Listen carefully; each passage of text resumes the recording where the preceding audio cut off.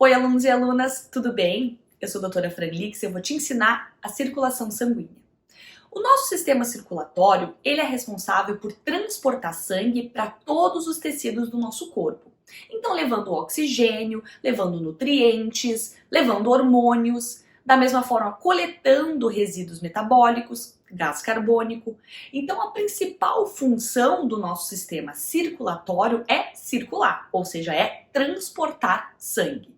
Na aula de hoje, eu quero te mostrar qual é o trajeto que esse sangue vai percorrer, tanto na pequena circulação quanto na grande circulação, bem como quais são os principais componentes envolvidos nesse processo. O primeiro componente que eu quero comentar para vocês é o nosso coração. O coração, ele é um músculo que vai fazer literalmente a força necessária para que todo esse trajeto de sangue aconteça. Então o coração contrai, e esse momento a gente chama de sístole, e o coração relaxa. Esse momento eu chamo de diástole, que é o momento no qual o coração está enchendo de sangue. Então, ou o coração está contraindo, ou ele está enchendo de sangue. E ele vai funcionar como uma bomba que vai manter a nossa pressão adequada para que o sangue possa percorrer todo o caminho através dos vasos sanguíneos. Os nossos vasos sanguíneos são o segundo componente que eu quero explicar na aula de hoje. E eu fiz aqui um esquema para que vocês aprendam os diferentes vasos nos quais esse sangue ele vai trafegar. Bom, nós temos então as artérias, as arteríolas, os capilares, as vênulas e as veias. Quais são os principais pontos que eu quero que vocês aprendam a respeito desses vasos? As artérias são vasos que vão transportar o sangue com uma pressão muito alta. Então a gente já pode fazer aqui uma notinha mental, que as artérias são vasos que saem do nosso coração, quando ele faz a sístole ventricular. As arteríolas funcionam como válvulas de controle, ou seja, elas vão ser a ramificação das artérias, que são vasos com um calibre muito maior, tá? E essas arteríolas, elas possuem a capacidade de distribuir o fluxo de sangue conforme o momento fisiológico que o indivíduo se encontra. Já os capilares, eles vão ser os vasos mais delgados presentes no nosso sistema circulatório, tá? E por que eles são assim tão delgados?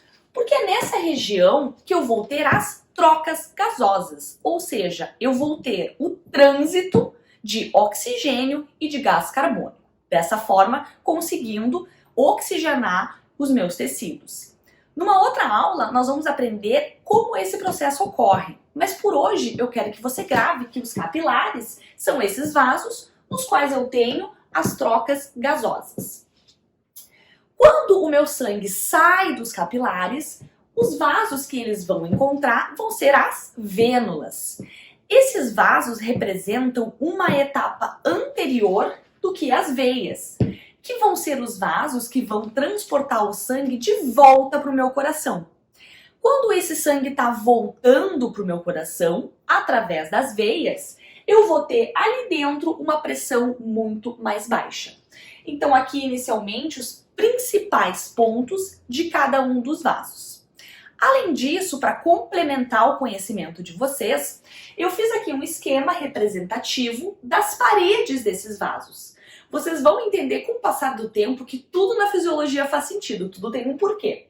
Então eu sempre penso que quando a gente estuda, né, o porquê das coisas, a gente consegue entender muito melhor, não é mesmo? Então assim, vamos se perguntar, por que as artérias são vasos que têm uma parede muito maior do que, por exemplo, as veias? A resposta, gente, está aqui. As artérias, elas precisam ter uma maior resistência, uma maior elasticidade para poder suportar essa pressão elevada que está ocorrendo devido à força cardíaca, à força de ejeção. Então aqui, o que eu fiz? Desenhei para vocês as diferentes paredes dos diferentes vasos. Em laranja, e aí vocês vão ver, mais central aqui, a primeira camada, a camada mais interna do vaso, é a camada de células endoteliais. isso vai estar presente em todos os vasos sanguíneos, independente do calibre deles.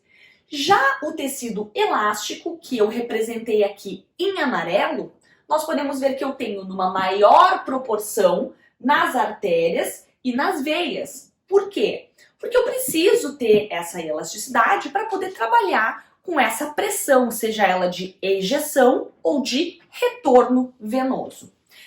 Também nós temos a presença de músculo liso, e aí está representado em roxo, uma maior concentração nas artérias e nas arteríolas. Lembra que eu falei para vocês, bom, as artérias eu preciso, ter essa musculatura para poder comportar a minha pressão elevada. E as arteríolas, por que elas possuem esse tecido? Porque, justamente, elas têm a capacidade de distribuir o sangue. Elas funcionam como válvulas de controle. Como que essas válvulas de controle se representam, Ou fazendo a vasodilatação ou fazendo a vasoconstrição. E, além disso, nós temos também aqui representado em azul um outro tecido, que seria um tecido conjuntivo, que também faz parte dos nossos vasos sanguíneos. Então, uma vez que a gente já compreendeu os dois principais componentes do nosso sistema circulatório, vamos entender qual é o trajeto que esse sangue percorre, seja ele na pequena ou na grande circulação. Bom, aqui eu fiz uma representação, fiz um coração aqui para vocês, tá? Também um pulmão, e aqui a gente tem uma bonequinha que é para falar a minha circulação sistêmica, ou seja, todos os meus outros tecidos do corpo. O que eu quero que vocês vejam aqui? Primeiro, o coração, ele tem 4 câmaras, tá? 4 câmaras cardíacas, 2 átrios e 2 ventrículos. E eu quero mostrar para vocês os 4 principais vasos, ou que chegam ou que saem do meu coração. Aqui em cima eu fiz um desenho do nosso pulmão, que é uma estrutura que tem uma relação bem importante com o nosso coração. Inclusive o coração, ele se aloja nessa região aqui, na incisura cardíaca. Tá? Então a gente tem esses dois sistemas bastante intimamente relacionados. Bom, qual é a principal função do nosso sistema respiratório? Eu poderia citar várias aqui para vocês, como por exemplo a fonação, o equilíbrio ácido-básico. Isso a gente vai ver num outro momento. Hoje eu quero apontar a função mais primária e básica, que é fazer as trocas gasosas.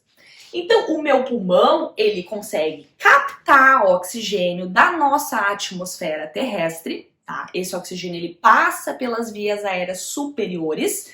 Aqui eu representei a traqueia.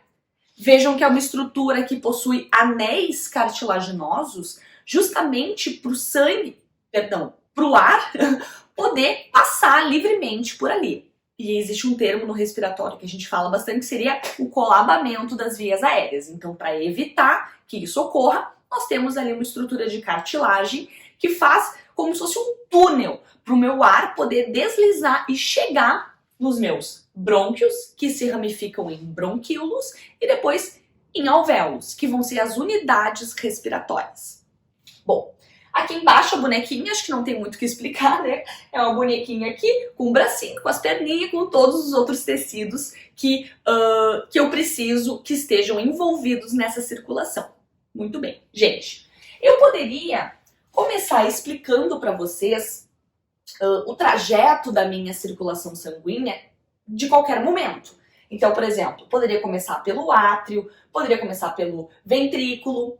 Eu, Franciele, gosto de explicar para vocês a partir do ventrículo esquerdo, para que a gente possa ir fazendo aí algumas conclusões para poder entender melhor. Então, vamos lá. Gente, ventrículo esquerdo, tá? O ventrículo esquerdo, ele vai fazer uma sístole, tá? Ele vai contrair e vai mandar sangue para todo o meu corpo. Um detalhe importante, a lógica é que primeiro os átrios se contraiam e depois os ventrículos. Então, claro, gente, que aqui eu estou explicando separado as câmeras para vocês entenderem, mas existe aí uma certa sincronicidade de contração dos átrios com os ventrículos, ok? Então faz de conta que aqui só o ventrículo esquerdo está contraindo para ficar mais claro. ventrículo esquerdo contrai, ele precisa mandar sangue para todo o nosso corpo. Então vamos pensar, eu preciso mandar sangue para todo o corpo. Quem é que manda sangue? Quem é que sai do coração? São as artérias. E nesse caso, uma artéria muito importante, que é a artéria aorta. Essa artéria, gente, ela vai receber um fluxo de sangue com uma pressão tão alta que vai ser capaz de chegar em toda a minha bonequinha. Desde lá o pezinho dela até o último fio de cabelo, tá? Então o sangue, ele sai do coração com uma pressão muito alta, principalmente no ventrículo esquerdo. Esse sangue, ele tem que estar oxigenado. Por quê? Porque eu preciso levar sangue com oxigênio para todo o meu corpo. Essa bonequinha vai consumir, literalmente, todo o oxigênio que o meu coração mandou através da artéria aorta, que, claro, foi se ramificando para o restante dos tecidos. Quando eu vou ter o retorno, e aí o retorno é um retorno venoso, tá? O sangue, por lógica, não vai estar com a sua pressão tão alta mais. Aqui a gente está falando de retorno venoso, ou seja, veias, tá? Vai ter um retorno através das veias cavas, chegando aqui no átrio direito com uma baixa pressão e uma baixa concentração de oxigênio. Muito bem. Os átrios, gente, eles funcionam como bombas de escoamento, ou seja, eles recebem o sangue e passam o sangue para os ventrículos, que vão ser as câmeras que vão fazer a força para mandar o sangue ou para o meu coração, né? Aliás, ou para minha bonequinha, ou para o meu pulmão. Então, essa bomba de escoamento aqui, o átrio direito, escoe para o ventrículo direito. E num segundo momento a gente vai estudar melhor esse tecido na aula de cardio. Vamos aprender as válvulas, que também ajudam o fluxo de sangue a a gente não ter refluxo de sangue. Mas o átrio direito vai passar sangue para o ventrículo direito. Esse sangue ainda está com uma baixa concentração de oxigênio, porém o ventrículo direito vai fazer aquela pressão necessária para mandar o sangue lá para o meu pulmão. E quem vai fazer isso, tá saindo do coração, é uma artéria. Que artéria é essa? É a artéria pulmonar. Então o sangue sai com uma baixa concentração de oxigênio, chegando aqui no meu pulmão, justamente para que ele possa fazer aquela função que eu comentei para vocês, que é a função das trocas gasosas. Tá? Um detalhe, quando a gente compara a força do ventrículo esquerdo com o ventrículo direito, a gente já consegue observar que a câmara esquerda, ela possui inclusive uma camada muscular. A parede ventricular, ela é mais forte porque ela precisa fazer o movimento para toda a bonequinha. Diferente do ventrículo direito, que também vai fazer uma pressão importante, porém o trajeto não é tão longo. Então, o meu pulmão, ele vai estar reoxigenando o nosso sangue, vai, acontecer as trocas gasosas, e depois o pulmão vai conduzir, tá, o sangue oxigenado para o meu átrio esquerdo, chegando no coração. Chegou no coração é veia, pelas veias pulmonares, iniciando novamente o trajeto.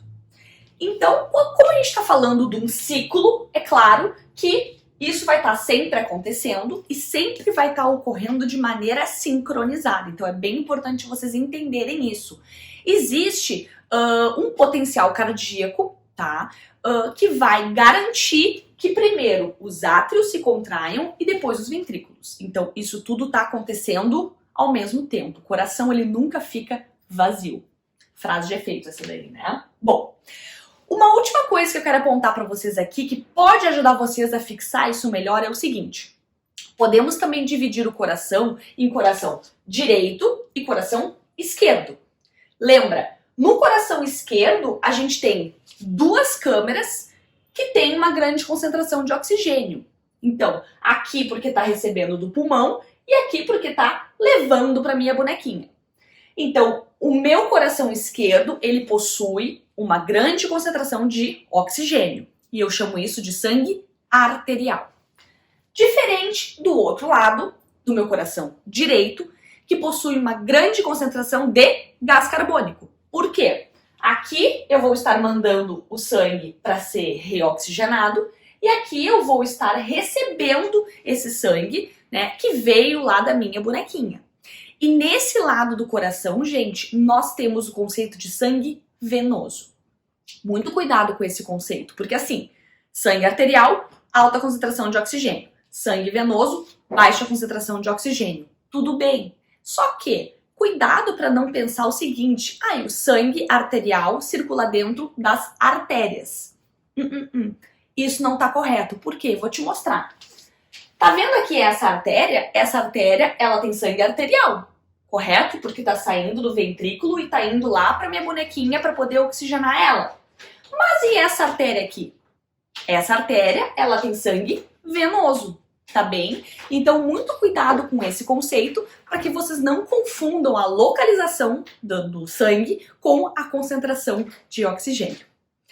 Muito obrigada e até mais! Gostou dessa aula? Então eu quero te convidar a fazer parte dessa turma e acessar todas as aulas do meu curso. Você vai poder assistir a qualquer momento, quantas vezes quiser. Quero te lembrar que esse é um investimento que visa promover o seu sucesso acadêmico e profissional.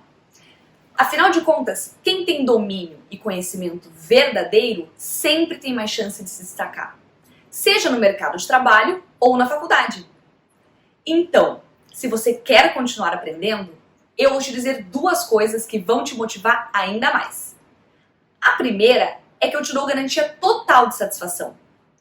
Isso quer dizer que você pode começar a assistir às aulas do meu curso e se você não gostar, eu devolvo o seu dinheiro. Isso mesmo, sem rodeios. Num período de 7 dias, você pode solicitar o reembolso do seu investimento. Agora a segunda é ainda melhor. Presta atenção. Agora, e somente agora, você pode ter acesso vitalício ao meu curso e usufruir de todas as novas aulas que eu inserir na plataforma. Gostou? Então aproveita agora essa promoção de lançamento e seja muito bem-vindo ao Netflix. Um beijão e nos vemos em breve.